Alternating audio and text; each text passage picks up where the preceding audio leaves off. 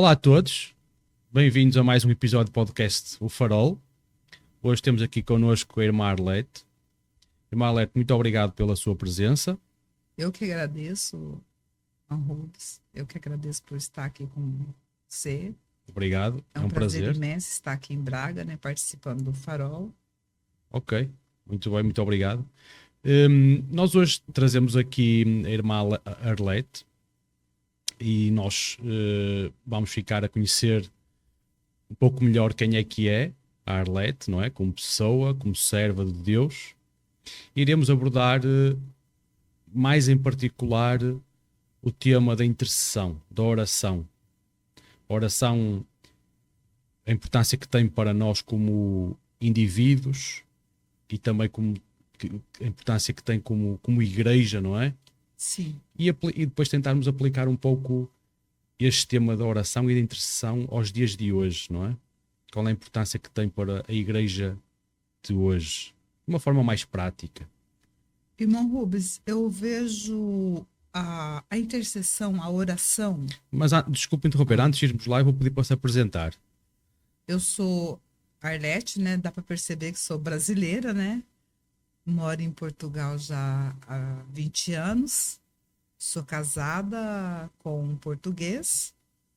Moro em Lisboa, certo? Moro em Lisboa, né? E conheço, é a segunda vez que estou em Braga. E gosto muito da missionária, da igreja missionária, né? A qual sou amiga do pastor da igreja daqui. Uhum. E é pela segunda vez que estou visitando a igreja, né? Gosta da cidade? Gosto muito de Braga. Se bem que apanhou o mau tempo das duas vezes, não foi?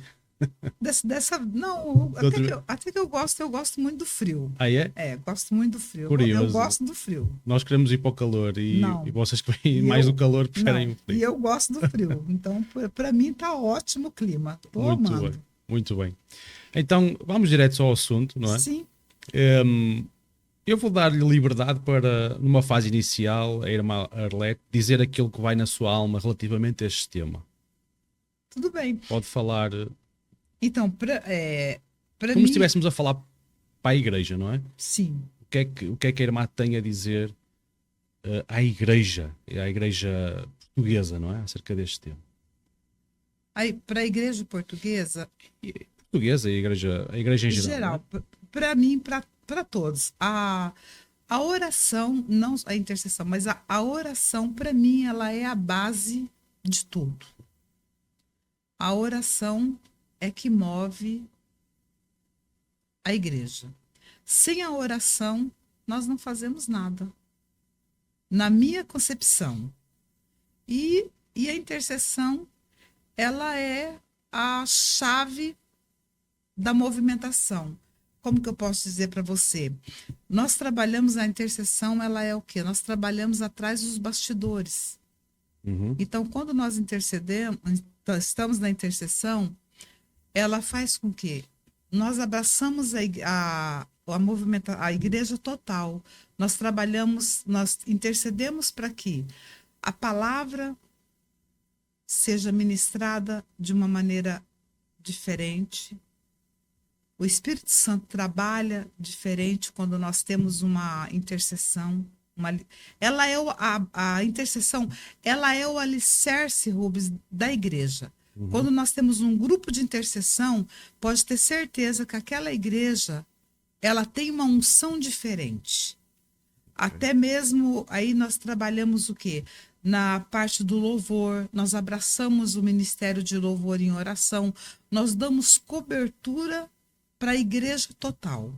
Podemos, a irmã Arlete, em poucas palavras, já colocou muita informação importante para fora. E posso pegar nisso e dividir em partes? Pode. Porque, pode. A primeira questão que a irmã falou, disse que a oração vai na frente. E quando a irmã diz isso, imediatamente me lembro das vezes em que o apóstolo Paulo nas suas cartas faz essa referência, em que ele diz: orem para que as portas sejam abertas. Sim, isso. Portanto, a oração deve ir na frente. Sim, não é? A oração, ela abre portas, a oração move o coração de Deus. Então, antes da igreja ou do crente fazer seja o que for, ou tomar qualquer tipo de decisão, tem que fazer o trabalho anterior, antes de dar um passo sequer, A oração. tem que fazer o trabalho da oração. A oração, a oração. Antes de você tomar uma decisão, você tem que orar. Até que Deus fale. Fale. Porque a resposta a oração é a resposta de Deus. E eu sempre digo assim, eu não faço nada antes, eu oro e depois que eu oro, sempre Deus responde. E muitas vezes nós oramos e a resposta de Deus, nós oramos e às vezes não é aquilo que nós pedimos. Nós pedimos em oração e Deus responde. Às vezes nós pedimos uma coisa da nossa maneira e Deus nos surpreende de uma maneira bem diferente, melhor do que aquilo que nós pedimos. Então, para você ver, a força da oração. E também, Rubens, a intercessão, eu vejo o intercessor, ele abraça a causa. Nós nos doamos quando É nós... uma característica Isso, do intercessor. do intercessor. É abraçar, por exemplo, eu abraço a sua causa. Então, muitas das vezes, eu nem preciso pedir nada para mim, eu nem preciso orar para pedir algo para mim. Porque quando eu estou orando para você, automaticamente a minha causa já está sendo tratada. A palavra certa, tratada. Porque eu estou abraçando a tua causa, estou orando por você. Então, por isso que nós temos que, muitas vezes, até o intercessor, sempre quando eu estou num grupo de intercessão, muitas vezes nós temos que ter muito cuidado quando nós vamos interceder para alguém. Perguntar para a pessoa, quando alguém pede, por exemplo, você me pede uma oração. Eu tenho que perguntar para você qual é a causa da oração. Ok. Mas antes de irmos exatamente ao ponto da intercessão, deixa-me trabalhar aqui algumas áreas antes e depois vamos especificamente à intercessão. Portanto, a primeira questão que falou é que a oração deve ir sempre na frente. Sim. Antes de qualquer decisão, seja em igreja, seja na vida pessoal. Na vida pessoal, não é? Depois, eu percebo que, na sua visão, oração e intercessão são a mesma coisa, são ministérios diferentes, ou a intercessão é uma área dentro da oração? É uma área dentro da oração. Okay. É um ministério. A intercessão é o ministério. Você tem que Mas quando chama intercessão, é o ministério além da oração ou usa simplesmente o termo intercessão, mas é a mesma coisa que falar em oração? Não, a intercessão para mim é um ministério à parte. Okay. Você tem que ter um chamado. Okay. Todos nós temos que orar, mas a intercessão é um ministério. Mas nem todos são intercessores, é isso? Nem todos são intercessores. Intercessor é aquele que está na brecha. É aquele que está na brecha, porque você tem que ter um compromisso com a oração. Porque muitas das vezes nós vamos entrar na brecha da causa. Nós vamos entrar e Rubens, nós entramos numa causa e muitas vezes nós vamos levar pancada. Nós vamos passar por situação, nós vamos entrar numa situação, nós vamos de frente com o inimigo. Okay. Por isso que nós sempre temos que estar ali em Efésios, nós temos que estar sempre alicerçado na palavra, nós temos que jejuar, nós temos que estar em jejum, nós temos que nós temos que estar na direção de Deus, nós temos que estar mesmo ali, como que eu posso te explicar? Posso lhe dar a minha visão para a irmã comentar? Desculpe. Nós aqui, em particular, falando em particular da nossa igreja, nós sempre tivemos um grupo de intercessão. A igreja já existe há 40 anos, não é? Eu já estou cá há 20 e muitos. E eu, desde que me lembro, pelo menos todas as terças-feiras, há um grupo de irmãos que se junta para interceder. E a minha visão espiritual da igreja e desse grupo, posso estar enganado, não é? Como se costuma dizer, corrijam-me se estiver errado, mas é a minha visão. É que nós temos ministérios muito importantes dentro da igreja, a pregação da palavra, entre outros, não é? Mas a minha visão é que aquele grupo de intercessão, aquele pequeno grupo de intercessão, sempre foi, como disse, a base. Sempre foi a base. Eu sou muito grato àquelas pessoas que, terça-feira após terça-feira, se juntam ali para estar na brecha. Tenho uma gratidão mesmo grande e uma consideração muito grande por essas pessoas. E quando eu preciso de humildade, é lá que eu tenho que ir. Porque eu dentro da igreja tenho a função de pregar a palavra, não é? E muitas das vezes a pessoa que sobe ao púlpito é olhada, de certo modo, de forma diferenciadora, porque é a pessoa que sobe ao púlpito, não é? Como se tivesse algum grau de importância um pouco acima dos outros, o que é normal, não é? Nós temos essa visão. Sim. Mas eu quando sou junto com esses irmãos, eu lá sinto-me pequeno. E sinto que os gigantes da fé aqui são aqueles irmãos. Que muitas das vezes, nos dias normais de culto, nós nem damos por eles, dentro da igreja.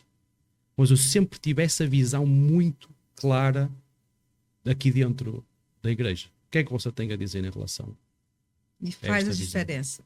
Mas é isso mesmo, faz a diferença. O intercessor, ele faz a diferença dentro da igreja.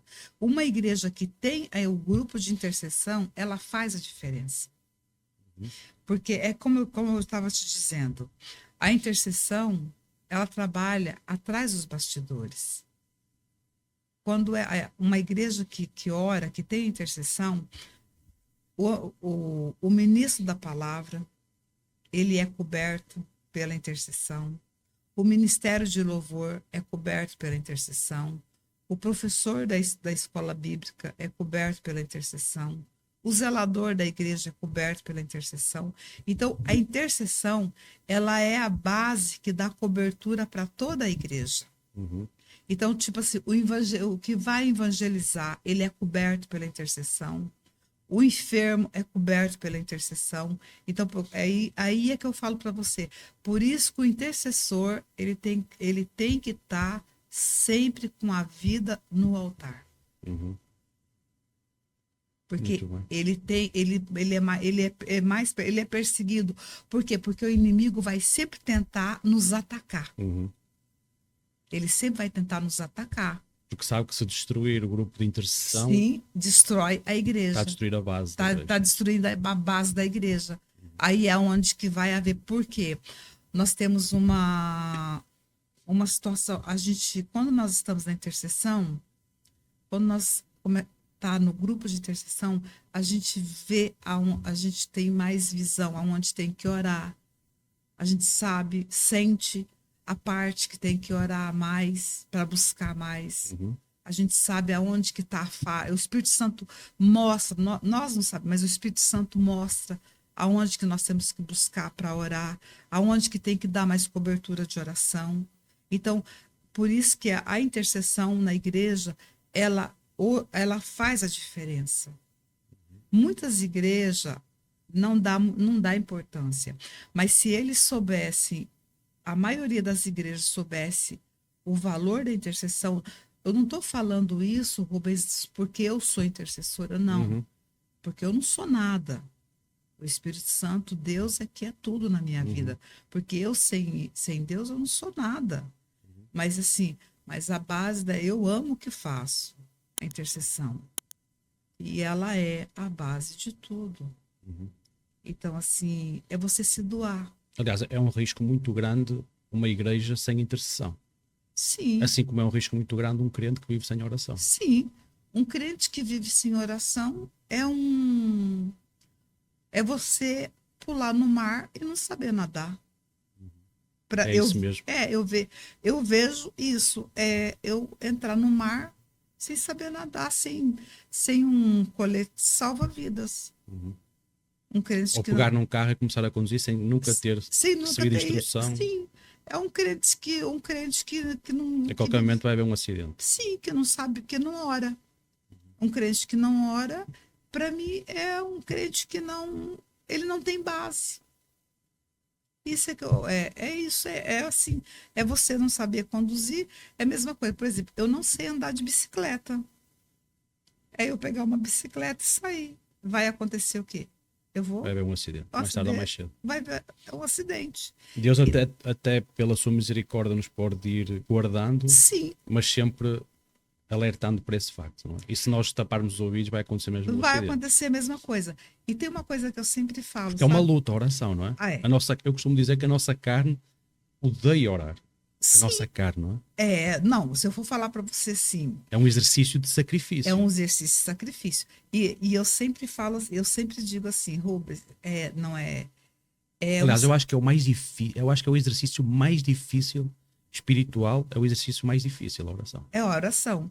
E principalmente para uma pessoa orar de madrugada. Hum. É aquele horário, é você acordar de madrugada, aquele sono no inverno, você levantar de madrugada e orar. E sempre eu falo assim, para fazer campanha de oração, você acordar 3:30, 4 horas da manhã e fazer uma campanha nesse horário. É um desafio? Mas porquê que é diferente? Jesus orava durante a noite, não é? Sim. Muitas das vezes os discípulos dele apareciam e Jesus tinha estado no deserto a orar. E quem já passou por essa experiência, não é? É diferente estar com Deus durante a madrugada. Tem alguma explicação para isso, na sua opinião? Ou é simplesmente porque está tudo mais silencioso? Olha, é uma sensação tão gostosa. É isso, eu costumo dizer que é o sacrifício prazeroso. É prazeroso, é Não é? gostoso.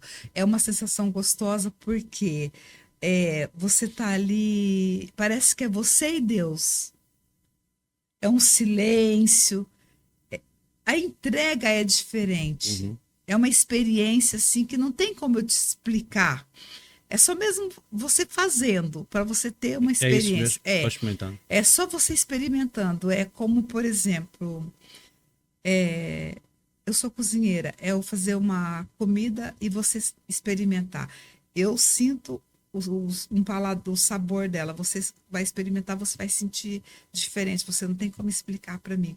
E você orar de madrugada, quando você começa, o começo é difícil, mas depois que você pega o gosto, Uhum. é muito bom, é saboroso. E é gostoso. E o mais gostoso, Rubens, é quando você ora e quando você começa a ver o fruto da oração. Quando você começa a ver, não é orgulho da carne, não. É quando você, eu falo isso, quando você começa a ver o agir de Deus, o que Deus fez. Por exemplo, eu tenho muitas experiências de ver assim o que Deus já fez. Eu falo isso Uhum. pela misericórdia, porque Deus usa pela misericórdia, Uhum. porque eu não sou nada, mas Deus é todo poderoso. Uhum. Ele faz coisas tremendas. Eu te digo assim, eu sou o milagre de Deus, Rubens.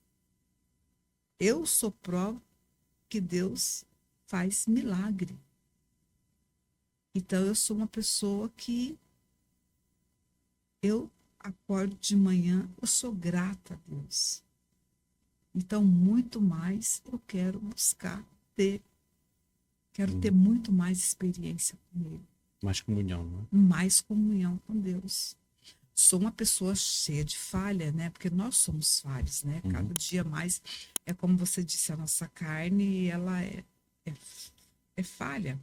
Então, e nós, com a oração, é que nós nos fortalecemos, é que nós vamos nos capacitando cada dia mais.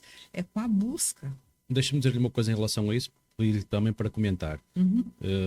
A certa altura, ouvi alguém falando sobre a oração, que disse uma frase com a qual eu me identifico, que é: nós muitas vezes, a nossa tendência natural, digamos assim, nós vamos a Deus com os nossos pedidos, mas à medida que nós vamos orando, nós vamos percebendo que não somos nós que vamos mover Deus a fazer aquilo que nós estamos a pedir, mas aquilo que a oração provoca em nós é que Deus vai alinhar o nosso coração com o coração dele, enquanto estamos na sua presença.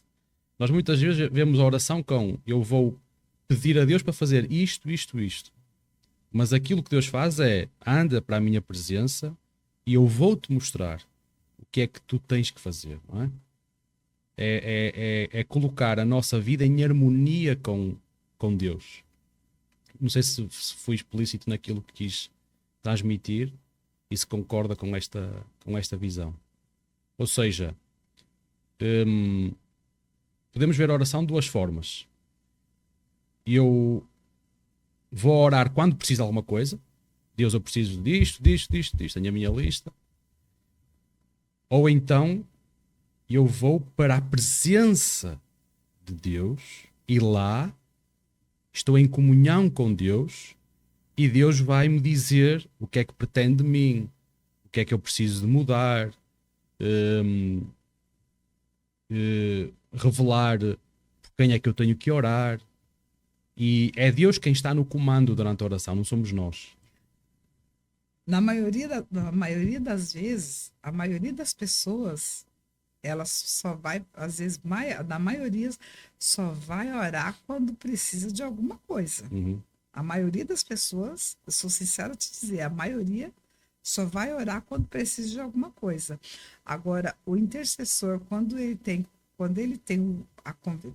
um chamado e o compromisso, ele ora todos os dias com um propósito de estar buscando a presença de Deus.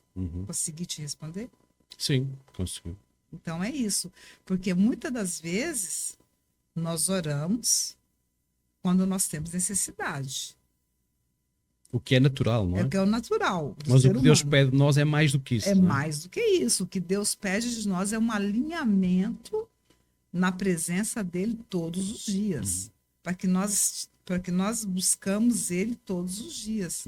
E quando nós buscamos ele todos os dias, nós temos experiências inabaláveis. A nossa vida, se nós buscássemos mais a presença dele, nós seríamos diferentes. E te digo uma coisa, Rubens, nós vamos passar por dias muito difíceis. Eu sempre digo que, ultimamente, as pessoas estão achando que vai ter dias fáceis. Não. Há quem acredite nisso. Não é? Há quem acredita que as coisas vão melhorar. E Estão a melhorar. Está a melhorar. E eu te digo uma coisa. E por acaso não concordo com... Eu não concordo com essa visão. Não. E não Apesar das vezes, aparentemente, o mundo está a melhorar. Aparentemente. E não vai melhorar. Mas nós, como crentes, temos que olhar para o que está por trás da cortina. Por trás da cortina. Por isso que eu te digo, as coisas não vão melhorar. Dias muito difíceis vai chegar. Então, por isso que nós, cristãos, Deus tem pressa, está despertando, e nós, como cristãos, nós temos um compromisso, uma responsabilidade de se levantar. Nós que temos um chamado e nós que fomos escolhidos, eu e você que fomos escolhidos, que temos o privilégio de conhecer a palavra, nós temos um compromisso de se levantar e buscar pessoas. Porque lá fora tem pessoas sedentas que precisa ser chamada. Tem pessoas, Rubens, ainda que não conhecem a palavra de Deus. Uhum.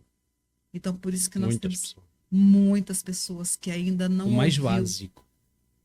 Tem pessoas que ainda não ouviu falar do nosso Deus, que não conhece as coisas mais básicas ainda não conhece.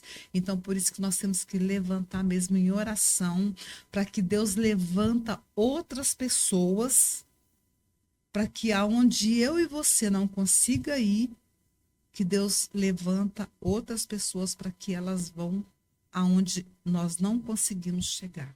A irmã Arlete usou duas expressões com as quais eu me identifico. Mas eu sou assim, na minha vida espiritual, eu sou um pouco duro. Eu vou já explicar o que quero dizer com isto. Um pouco duro comigo e às vezes, se calhar, um pouco duro com as pessoas neste sentido, que é... falou em responsabilidade e compromisso. E nós, como crentes, não podemos passar a vida inteira naquilo que a Bíblia chama o leite. Não é? Definitivamente, e a igreja tem que perceber isto. Servir a Deus é um privilégio, como disse, mas é uma responsabilidade que nós temos. Eu, como crente, não vou à igreja quando me apetece, quando sinto que quero ir à igreja. Eu tenho que ter esse compromisso. Tem. E relativamente à oração, igual. Não é? E eu sinto que nós, nos nossos dias, precisamos de trazer um pouco mais esta questão à tona, não é? Porque no momento da evangelização, nós estamos a falar para pessoas que nunca ouviram falar, e depois estamos a falar para pessoas que estão a dar os primeiros passos, crianças na fé, e nós então vamos levando, vamos trazendo carinhosamente, mas chega a um ponto que nós temos que dizer a nós próprios, não é? E aos irmãos, que é uma responsabilidade. Sim. Não pode ser mais como ir ao cinema ou como ir ver o futebol. Eu vou quando quero, eu vou quando sinto, eu vou quando posso, eu chego à hora que quero. E ando na minha vida cristã como eu bem entendo. Deus é quem comanda, não é? É. E eu costumo dizer, se eu fosse ter uma audiência com o Presidente da República, eu não ia chegar atrasado 5 minutos ou não ia lá de qualquer maneira. Quanto mais com Deus, não é? De maneira alguma. E nós, como igreja, nos nossos dias, temos que trazer um pouco à tona esta responsabilização que nós temos como crentes, não achas? Temos. Nós temos que ter a responsabilidade, porque se Ele tem conosco, se nós temos nós temos a ousadia de chegar e pedir para Ele, e como que nós não temos Exatamente, que ter compromisso de ter um compromisso com Ele, uma responsabilidade com Ele? Temos que ter. Eu sempre digo assim, que nós temos que tratar, cuidar, quando nós convidamos alguém, evangelizamos alguém, eu sempre digo que tem a fase do leitinho, da papinha, e depois chega a fase que ele pode caminhar sozinho. E então, chegou aquele momento dele caminhar sozinho, nós temos que levar até que ele caminhe sozinho. A hora que ele começar a caminhar sozinho, ele já começa a trazer outros. Então, nós temos que ajudar até ali. E a partir daquele momento, ele tem que ter um compromisso, ele tem que ter o horário dele de chegar, ele sabe o caminho da igreja e começar a ele próprio vir e trazer outro. Então, porque é isso que eu te falo, outras pessoas fazer o que eu e você não podemos mais fazer, mas outras pessoas vão fazer. Então, por isso que nós temos que orar. Por isso é que nós temos que orar para que se levanta outras pessoas. E essas pessoas que vão se levantando, elas também vão orando para que outras pessoas se levantam. Aí é que está a intercessão. Por isso é que a intercessão, ela tem que cada dia mais a gente orar para que ela vá crescendo e que tenha pastores com compromisso também, pastores que tenham compromisso com a sua igreja. Lideranças, não é? Liderança, isso, uma boa liderança, porque hoje, Rubens, tá difícil. Há crise de liderança, não é? Com a liderança, tá muito difícil. Tá muito difícil ter as pessoas a ter, ter credibilidade com o líder. Ok. E aqui podemos falar de dois temas. Podemos falar e eu vou-lhe dar a oportunidade de comentar. Sim. Eu até lhe vou pedir para comentar os dois. Uhum. Crise de liderança. E de liderança na igreja, liderança automaticamente nos grupos de intercessão. Não é? Ponto número 1, porque falta mão de obra, não é? Jesus disse, a seara é grande, mas são poucos obreiros. E aí entramos mais uma vez naquele ponto da responsabilização, não é?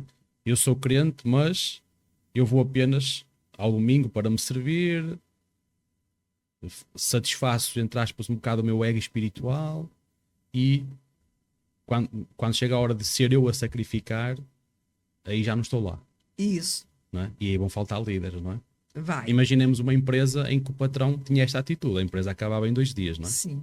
E depois temos o outro lado, que é depois o exemplo daqueles que são os líderes, não é? Que era o que estava a falar. É o líder. E outra coisa. E às vezes achar que o pastor ele é obrigado a fazer tudo sozinho. Nós aqui temos muito essa cultura, eu penso que no Brasil é ligeiramente diferente, porque aqui nós estamos debaixo de uma cultura religiosa católica romana, em que o padre é basicamente o único protagonista, não é? E as pessoas aqui transportam muito isso, essa figura, não é? É um, como se diz, é uma coisa que é um tabu que ainda tem que ser quebrado, né? Então isso é uma coisa que implica muito quando acho que na igreja ainda tem é uma coisa que tem uma dificuldade para as pessoas ver que elas também podem pôr a mão na massa e ajudar. Não só podem, como têm mesmo. Deve fazer. Deve fazer para que a igreja cresça, porque o pastor não consegue, ele não dá conta sozinho. Porque eu sempre vejo de uma forma e gosto de passar isso. Jesus, ele podia fazer tudo, mas ele escolheu os 12 discípulos para quê?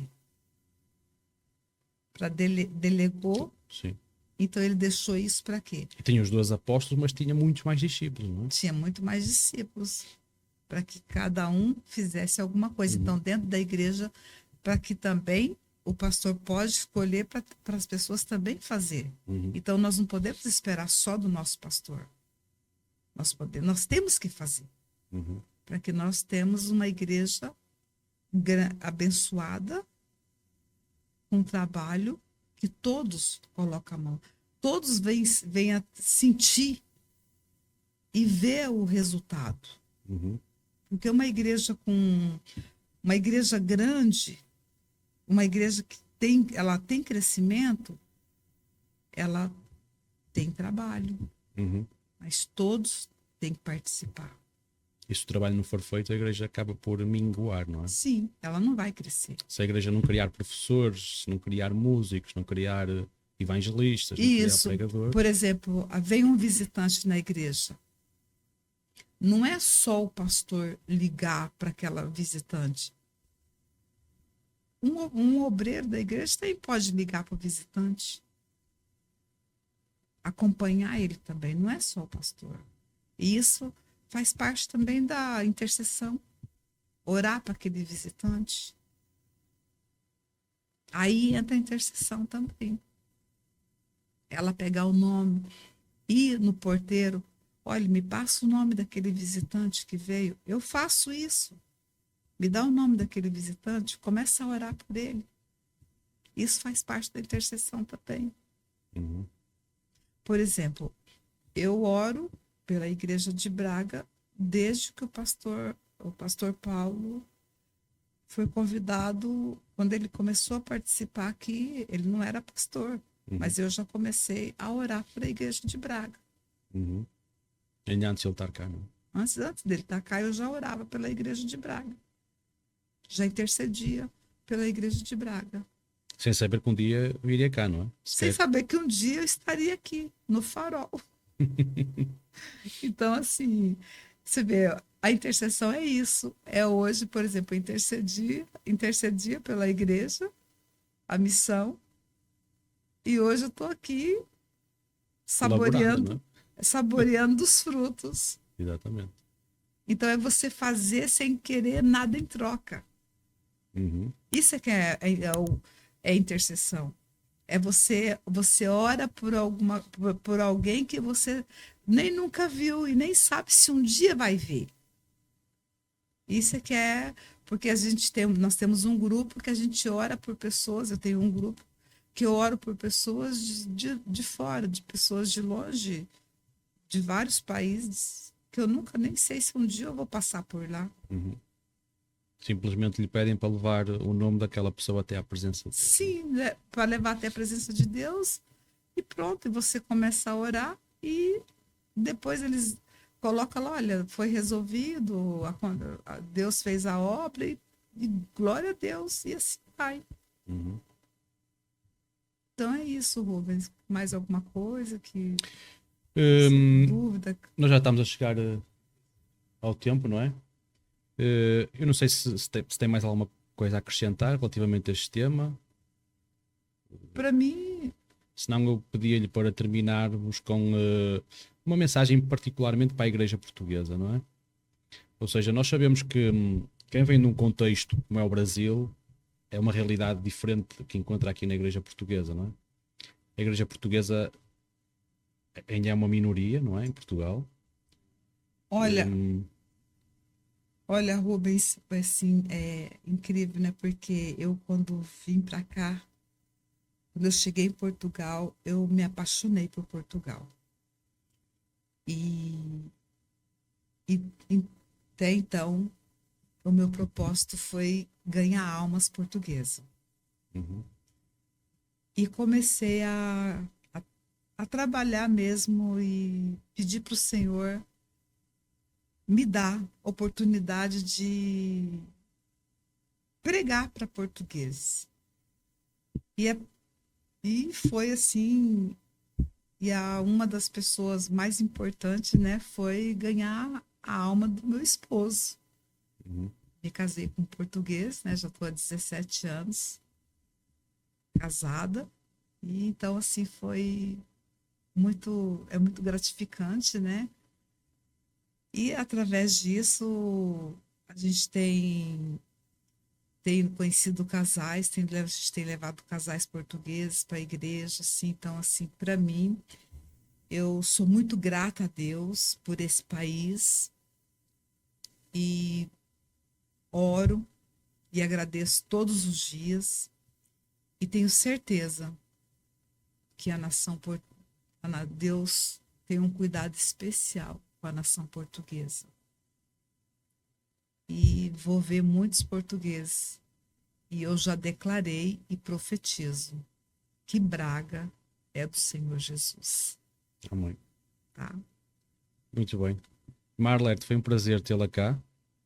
Foi um gosto e foi edificante ouvir aquilo que veio cá trazer-nos. E também é uma mensagem que fica para a igreja, é uma mensagem que fica para aquelas pessoas que sentem o chamado à intercessão, mas ainda nem sabem bem o que é, não é? Ou às vezes se possam sentir isoladas numa igreja, não é? Isso também pode acontecer. E para todos aqueles que o Senhor deu este privilégio e este chamado, uma mensagem de força, não é? E de fé e que continuem sabendo a importância que têm para a igreja. Eu, por exemplo, eu sinto aqui na igreja, como eu sei que existe um grupo forte de intercessão, eu, quer na minha vida pessoal, familiar, ou quando estou a pregar a palavra do Senhor, é como se eu sentisse que tenho guarda-costas que me protegem onde quer que eu esteja. E isso dá muita força a mim pessoalmente, sabendo que essas pessoas existem. Portanto, quero que vocês também que têm esse papel sintam, recebam este. Não para elevar o homem, não é? Como disse, Sim, mas para que tenham ainda mais noção da importância do trabalho que fazem. Não é? E que o Senhor continue a levantar pessoas para estar na brecha, não é? é verdade, Rubens. Eu agradeço a Deus, né, porque eu tenho intercessores no Brasil, tenho vários intercessores, não só no Brasil, em outros lugares.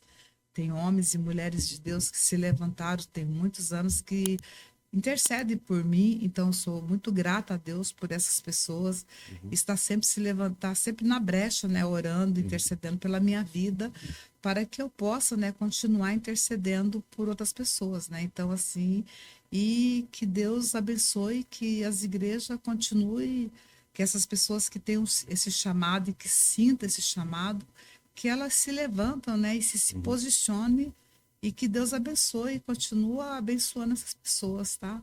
Tá. Estou muito grata, foi um prazer estar aqui com vocês. Tá O prazer bom? foi todo Que nosso. Deus abençoe, continue abençoando esse espaço aqui, tá? Tá, muito obrigado. Despedimos então do nosso auditório. Foi mais um episódio do podcast do Farol. Até à próxima. Foi um prazer. Que Deus abençoe.